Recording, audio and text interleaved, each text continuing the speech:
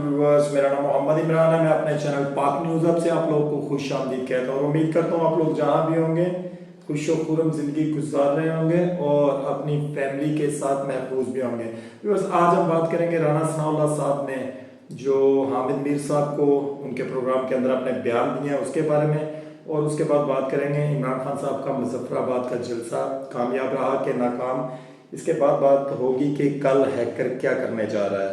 मरियम बीबी की जमानत मंजूर हो गई है और ये नून लीग वालों के लिए एक खुशाइन बात है और इमरान खान साहब के लिए ये एक सोचने वाली बात है। बात स्टार्ट करते हैं राणा सनाउल्लाह साहब के बयान से। अच्छा, मैं आपको ये बात बताऊं उससे पहले कि मैंने आपको आज से 2 दिन पहले एक व्लॉग बनाया था। मैंने उसमें बताया था कि राणा सनाउल्लाह साहब ने एक बयान दिया था। उसमें उन्होंने कहा था कि आईएसआई और आईबी हैकर्स वाले काम के ऊपर काम कर रही है और बहुत जल्द वो किसी ऐसी जगह तक पहुंचने वाले हैं कि आप लोगों को कोई गुड न्यूज़ दी जाएगी।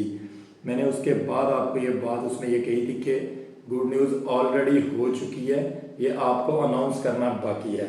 लेकिन अभी मैं आपको बताता हूँ कि इसके ऊपर एक पेशरफ्त हुई है, गिरफ्तारी एक अमल में लाई गई है और ये गिरफ्तारी आजकल में नहीं हुई है, तकरीबन कोई 1 वीक पहले हो चुकी है। जिस वक्त ये हैकर वाला काम स्टार्ट हुआ है उसके ठीक 1-2 दिन के अंदर अंदर ये गिरफ्तारी हो चुकी थी और आज इसकी तस्दीक मखदूम शहाबुद्दीन ने अपने एक ब्लॉग में भी की है कि गिरफ्तारी हो चुकी है।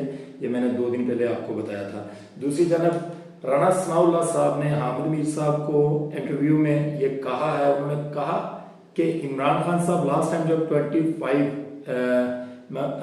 मई को इस्लामाबाद आए थे तो उस वक्त इनके साथ 7 से 8 हज़ार टोटल इनके वर्कर्स थे और उन्होंने कहा इस दफ़ा मेरा ख्याल है क्योंकि पंजाब इनके पास है तो इनके पास वर्कर्स की तादाद जो है वो आने वाली 15,000 के करीब हो जाएगी।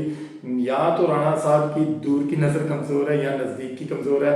इनको 25 मई को भी लोग नहीं नज़र आए और इनको अभी भी जो है वो लोग आते हुए नज़र नहीं आएंगे जिस वक्त खान साहब कॉल देंगे। और मैं आपको ये पहले कई दफ़ा कह चुका हूँ कि मेरा नहीं ख्याल कि खान साहब कॉल देंगे। खान साहब जो है वो इस वक्त एक नरम पिच के ऊपर खेल रहे हैं और समझ नहीं आती कि इतनी सॉफ्ट पिच के ऊपर अपना इमरान खान साहब क्यों खेलने की कोशिश कर रहे हैं, वो कॉल क्यों नहीं दे रहे। अवाम उनकी कॉल का वेट कर रही है। राणा सनाउल्लाह ने यह भी कहा कि 15,000 बंदा अगर खान साहब लेकर आएंगे तो मेरे पास नफरी की तादाद तकरीबन 25,000 के करीब है, तो मैं इमरान खान साहब का पंजाबी में कहते हैं मक्कू ठप दूंगा, वो कह रहे हैं कि मक्कू ठपूंगा। ठीक है, ये उन्होंने ये बात उनके इंटरव्यू में कही जो उन्होंने हामिद मीर साहब को किया और हामिद मीर साहब ने एक बड़ा ज़बरदस्त किस्म का स्टाइल बना के कहा मक्कू ठपना किसे कहते हैं। उसने कहा हाँ जी बिल्कुल ऐसे ही इमरान खान साहब का मक्कू ठपेंगे। आप समझ आइए। आपको राणा साहब को भी मेरा ख्याल है इमरान खान साहब का नहीं पता, वो अपने लास्ट जलसे में ये बात कह चुके हैं कि राणा साहब आपको ये बात नहीं पता कि आप इमरान खान साहब को क्या रोकेंगे। इमरान खान साहब ने यह कहा कि तुम्हें क्या पता कि मैं तुम्हारे साथ क्या करूँगा। आज खान साहब के मुजफ्फराबाद के जलसे में उन्होंने एक दबंग किस्म की तकरीर की और इस जलसे में खान साहब ने नून लीग और दीगर जमातों को आड़े हाथों लिया और खान साहब ने कहा कि मैं जल्द कॉल दूंगा और आज़ाद कश्मीर वाले मेरे साथ आएंगे। और खान साहब ने यह भी कहा कि सुल्तान सिकंदर नून लीग के घर की बंदी है और खान साहब ने कहा कि सुल्तान सिकंदर अगर तुम्हारे में थोड़ी सी भी गैरत बाकी बची है तो तुम इस्तीफा दो। जो तुम गैर आईनी काम करने जा रहे हो अवाम तुम्हारा पीछा नहीं छोड़ेगी, ये उन्होंने कहा। उसके एंड के ऊपर जलसे के उन्होंने आज़ाद कश्मीर की अवाम का शुक्रिया अदा किया और उनसे वादा लिया कि अगर जब मैं कॉल दूंगा तो आप लोगों ने साथ निकलना है। उसके बाद उन्होंने अजलास जलसा जो था वो ख़त्म कर दिया। इसमें से ये मेन पॉइंट था जो मैंने आपको इस जलसे के बता दिए हैं। इसके बाद हैकर्स ने कल सुबह 9:30 बजे का टाइम दिया हुआ है, 30 सितंबर बरोज़ जुमा। उसने कहा था सुबह 9:30 बजे 9:30 AM उसने कहा था तमाम तर ऑडियोज 104 घंटे की जो ऑडियोज है वो रिलीज करने जा रहा है। अगर कल सुबह 9:30 पे ये ऑडियोज रिलीज होती हैं तो फिर कौन कौन से बुर्ज जो है वो हिलेंगे और जल्जले से ज़्यादा जो उसकी ताकत होगी वो इन बुर्जों को गिरा भी सकती है। अब देखते हैं कि हैकर की ऑडियोज का झटका किस किस को लगता है, या फिर अगर हैकर की तमाम बातें गुब्बारे में हवा की तरह भी हो सकती हैं, यानी कि खोदा पहाड़ निकला चूहा, ये हैकर है कौन? ये हैकर कौन हो सकता है?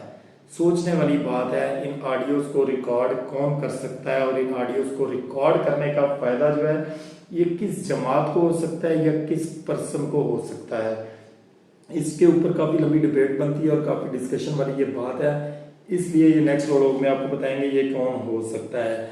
बस बात यहाँ पे ये करते हैं कि डिवाइसेस जो हैं ये किस वक्त इंस्टॉल की गई हैं वहाँ पे जिन्होंने ये तमाम तर रिकॉर्डिंग की है। और ये जो हैकर है, अगर ये हैकर पाकिस्तानी नहीं है और वाकई ये आउट ऑफ कंट्री का बंदा है तो इसको पाकिस्तान के साथ क्या फ़ायदा है इसका? वो कहता है ये मुल्की सालमियत का इशू है, इसलिए तमाम तरह ऑडियोज जो है वो मैं रिलीज करूंगा ताकि हमारे से मुराद है ताकि पाकिस्तान जो है वो दुरुस्तगी की तरफ जाए। ये हैकर है कौन? ये कौन है? ये कौन है जो गब्बर बन के पाकिस्तान में आया है?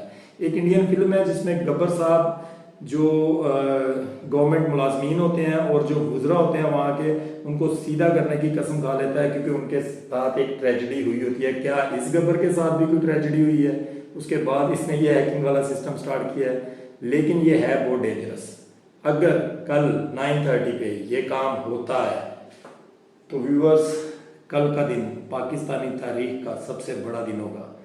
आप लोगों की आंखें खोलने के लिए कल का दिन काफ़ी हो सकता है।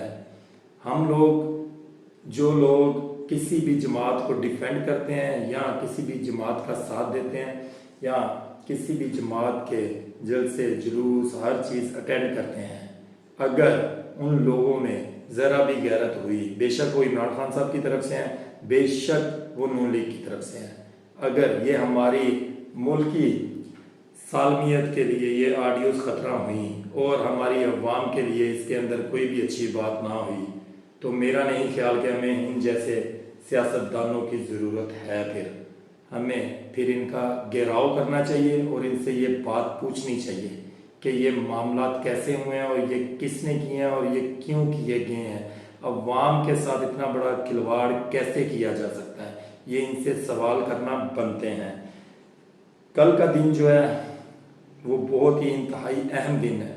इस दिन अगर हैकर ये तमाम तर चीज़ें रिलीज करता है तो ये पाकिस्तानी तारीख में सबसे स्ट्रॉन्ग दिन माना जाएगा जिसमें तमाम तर पाकिस्तान के खिलाफ साजिशें करने वाले सामने आ जाएंगे।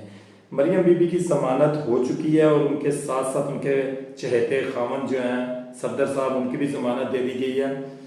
7 साल सजा वाली मुजरमा और 1 साल सजा वाले मुजरम को आज बाइज्जत तौर पर बरी कर दिया गया है। अब आपको यहाँ पे ये बताएं, एक आध दिन के अंदर अंदर मरियम नवाज को उनका पासपोर्ट वापस कर दिया जाएगा, ये भी इजराइल के मुताबिक है, या अभी तक में भी करने का अंदिया दे भी दिया गया हो उनको। जैसे ऑडियोज में पहले भी आपने सुना है कि बहुत सारी बातें तो उनकी आपस में डिस्कशंस होती रहती हैं।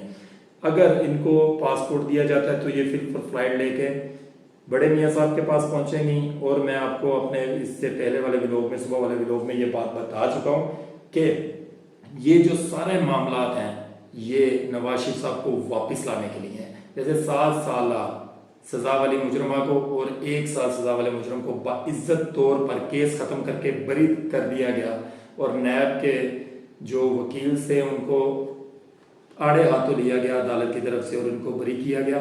इसी तरीके से नवाज शरीफ साहब पाकिस्तान वापस आएंगे और आके अपने तमाम तर केसेस माफ करवाएंगे, वो चाहे किसी अदारे की तरफ से हुए हों या अदालतों की तरफ से उनको रिलीफ दिया जाएगा।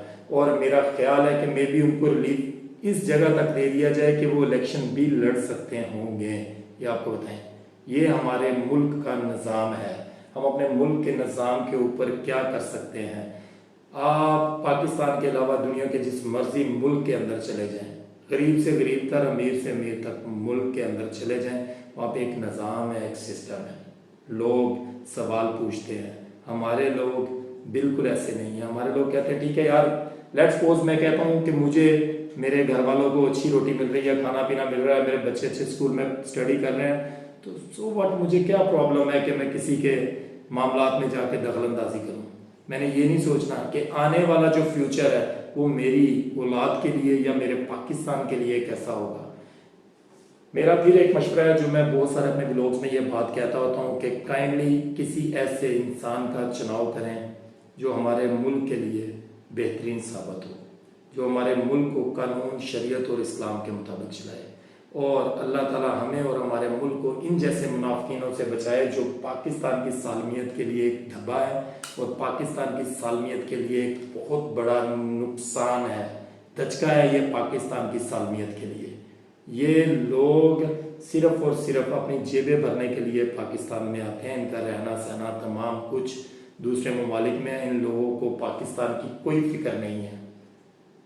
अपना और अपनी फैमिली का ख्याल रखिएगा। पाकिस्तान जिंदाबाद।